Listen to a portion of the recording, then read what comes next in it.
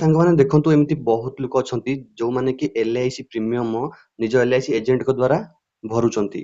ତ ସାଙ୍ଗମାନେ ସେମିତି ଆପଣଙ୍କର ପଇସା ସେଫ୍ ରୁହେନି, ଠିକ ଅଛି। କଣ ପାଇଁ ନା ଆପଣ ଆପଣଙ୍କ ଏଜେଣ୍ଟ କୁ ଦେଇଦେବେ, ତାପରେ କିଛି ଅସୁବିଧା ହବ ତ ଆପଣଙ୍କ ପଇସା ଫସି ଯାଇପାରେ, ଠିକ ଅଛି। ତ ତେଣୁକରି ଆପଣମାନେ କେମିତି ଡାଇରେକ୍ଟ ଆପଣମାନେ ଫୋନ ପେ ଥ୍ରୁରୁ LIC ପ୍ରିମିୟମ ଆପଣ ଭରି ପାରିବେ, ତ ଏଇ ଭିଡିଓରେ ମୁଁ ଆପଣମାନଙ୍କୁ କହିବି। ତ ଭିଡିଓଟିକୁ ଫୁଲ ଦେଖନ୍ତୁ, ଭିଡିଓଟିକୁ ସ୍କିପ୍ କରନ୍ତୁନି। ଭିଡିଓଟି ଯଦି କିଛି ହେଲ୍ପଫୁଲ ହେଇଥିବ ତାହେଲେ ଭିଡିଓରେ ନିଶ୍ଚିତ ଭାବରେ ଗୋଟେ ଲାଷ୍ଟରେ କମେଣ୍ଟ କରିକି ଯିବେ। ତ ଦେଖନ୍ତୁ ଫାଷ୍ଟ କଣ କରିବେ, ଫାଷ୍ଟ ଆପଣଙ୍କୁ ଫୋନ ପେ ଓପନ କରିବାକୁ ପଡିବ। ଫୋନ ପେ ଓପନ କରି ସାରିଲା ପରେ ଏଠି ଦେଖନ୍ତୁ ଫାଷ୍ଟ ତଳକୁ ଟିକେ ପଳେଇ ଆସିବେ, ରିଚାର୍ଜ ଆଣ୍ଡ ବିଲ୍ ସେକ୍ସନ ଯୋଉ ଅଛି ସେଇଠି ଅଛି ଭ୍ୟୁ ଅଲ୍, ମାନେ ଏଠି ଚାରିଟା ଅପସନ ପଳେଇ ଆସିଛି। ତ ଏଠି ଆମକୁ ସବୁ ଅପସନ ଦେଖିବାର ଅଛି, ତେଣୁକରି ଭ୍ୟୁ ଅଲ୍ ରେ କ୍ଲିକ୍ କରିଦେବେ। ଭ୍ୟୁ ଅଲ୍ ରେ କ୍ଲିକ୍ କରିସାରିଲା ପରେ ଦେଖନ୍ତୁ ଏଇଠି ଟିକେ ତଳକୁ ପଳେଇ ଆସିବେ। ତଳକୁ ପଳେଇ ଆସିଲା ପରେ ଦେଖିବେ ଏଇଠି କଣ ଆସୁଛି,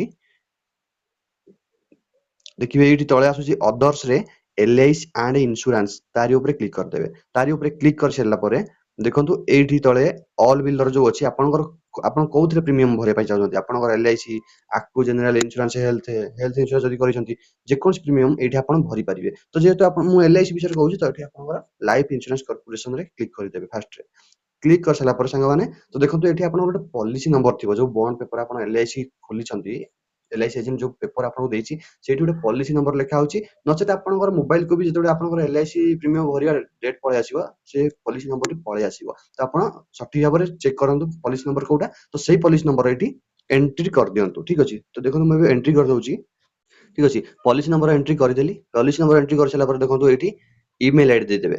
ଇମେଲ ଆଇଡି ଦେଇଦେବେ। ଇମେଲ ଆଇଡି ଦେଇ ସାରିଲା ପରେ ଏଠି ତଳେ ଅଛି ଡେଟ୍ ଅଫ ବର୍ଥ ଦେବେ। ତ ଡେଟ୍ ଅଫ ବର୍ଥ ମୁଁ ଏଠି ମୋର ଦେଇ ଦଉଛି। ତ ଦେଖନ୍ତୁ ସାଙ୍ଗମାନେ ଏଇଠି ମୁଁ ମୋର ପଲିସି ନମ୍ବର ଫିଲ୍ କରିଦେଲି, ଇମେଲ ଆଇଡି ଫିଲ୍ କରିଦେଲି, ଆଉ ଡେଟ୍ ଅଫ ବାର୍ଥ ମଧ୍ୟ ଫିଲ୍ କରିଦେଲି। ତ ତାପରେ ଦେଖନ୍ତୁ ନେକ୍ସଟ ପ୍ରୋସେସ କଣ କରିବେ, ଏଠି କନଫର୍ମ ଅପସନ ଅଛି ତଳେ, ତ ତାରି ଉପରେ କ୍ଲିକ୍ କରିଦେବେ। ତ କ୍ଲିକ୍ କରିସାରିଲା ପରେ ଦେଖନ୍ତୁ ଏଠି ଆପଣଙ୍କର ଯେତେ ବି ଆପଣଙ୍କର ଆମାଉଣ୍ଟ ଶୋ ହେଇଯିବ, ଏଠି ଆପଣଙ୍କର ଯେତେ ପ୍ରିମିୟମ ଆମାଉଣ୍ଟ ଅଛି ଶୋ ହେଇଯିବ, ଠିକ ଅଛି। ମୋର ଏଟା 5000 ପ୍ଲସ କେତେ ଥିଲା, ତ ଏଟା ଏବେ ଯୋଉ GST ଆମର ମାଇନସ ହେଇଯାଇଛି, ତ ତା ପାଇଁ ଏମିତି କଟି କାଟିକି ଏତିକି ଆସିଛି। ତ ଏଠି କଣ କରିବେ ଆପଣ, କେମିତି ଦେଖନ୍ତୁ ମୋର ଡ୍ୟୁ ଡେଟ୍ 14 ନଭେମ୍ବର ଅଛି, ମୁଁ ଏବେଠୁ ପେ କରିଦେବି, ସେଟା ଗୋଟେ ଟେନସନ ଯିବ, ଠିକ ଅଛି। ତ ଦେଖନ୍ତୁ କଣ ହଉଛି ଏଠି, ଆପଣ ମାନେ ପ୍ରୋସିଡ୍ ଟୁ ପେ ଉପରେ କ୍ଲିକ୍ କରିଦେବେ। ତାପରେ ଠିକ ଅଛି, ପ୍ରୋସିଡ୍ ଟୁ, ଏଠି ଆପଣଙ୍କର ଫାଷ୍ଟ ଦେଖନ୍ତୁ ବିଲ୍ ଡିଟେଲ୍ସ ଆପଣ ଚେକ୍ କରିଦେବେ। ଆପଣଙ୍କ ନାଁ ଏଠି ପଳେଇ ଆସିବ।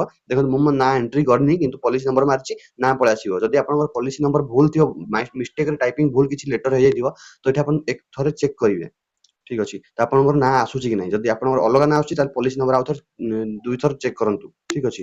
କନଫର୍ମ କରନ୍ତୁ ପଲିସି ନମ୍ବର, କଣ ପାଇଁ ନା ଏଇଟା ବହୁତ ଇମ୍ପୋର୍ଟାଣ୍ଟ। ତ ଦେଖନ୍ତୁ ପଲିସି ନମ୍ବର ଏଠି କଷ୍ଟମର ନେମ୍, ବିଲର ନମ୍ବର ପଳେଇ ଆସିଲା, ଆଉ ବିଲ୍ ଡେଟ୍ ପଳେଇ ଆସିଲା, ଠିକ ଅଛି। ତାପରେ କଣ କରିବେ, ଏଠି ପ୍ରୋସିଡ୍ ଟୁ ପେ ରେ କ୍ଲିକ୍ କରିଦେବେ। ପ୍ରୋସିଡ୍ ଟୁ ପେ ରେ କ୍ଲିକ୍ କରିସାରିଲା ପରେ ଦେଖନ୍ତୁ ଏଇଠି ଆପଣଙ୍କର ବ୍ୟାଙ୍କ ଆକାଉଣ୍ଟ ଅପସନ ପଳେଇ ଆସିବ, ୟୁପିଆଇ ଦ୍ୱାରା ଆପଣ କରିବା ପାଇଁ, ଠିକ ଅଛି। ତ ଦେଖନ୍ତୁ ଆପଣଙ୍କର ଯୋଉ ବ୍ୟାଙ୍କରେ ବି ପଇସା ଅଛି ତ ସେଇ ବ୍ୟାଙ୍କରେ ସିଲେକ୍ଟ କରିଦେବେ।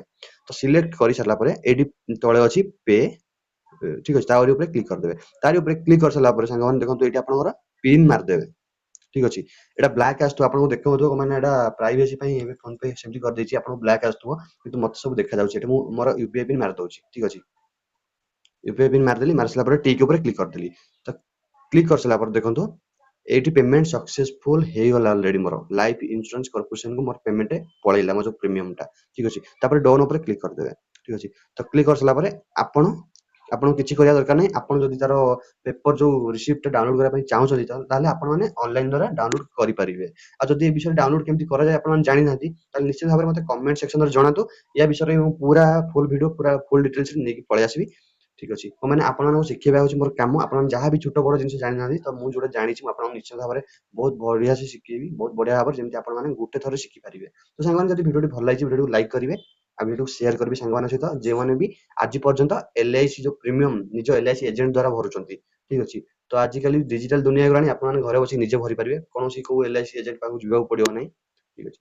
ତ ସାଙ୍ଗମାନେ ରହୁଛି, ପୁଣି ଦେଖାହବା ଆଉ କିଛି ନୂଆ ଟପିକରେ ନେକ୍ସଟ ଭିଡିଓରେ। ଥ୍ୟାଙ୍କ ୟୁ, ଜୟ ଜଗନ୍ନାଥ।